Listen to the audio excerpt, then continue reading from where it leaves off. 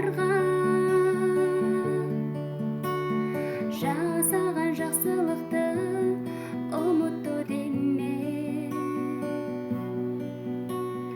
Ұмытса ұмытсын адам, ұмытпайды Алла.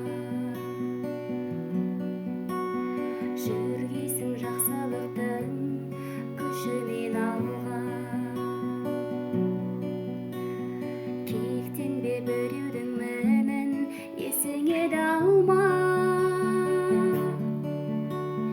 Өзгенің қателігін кешіре білші.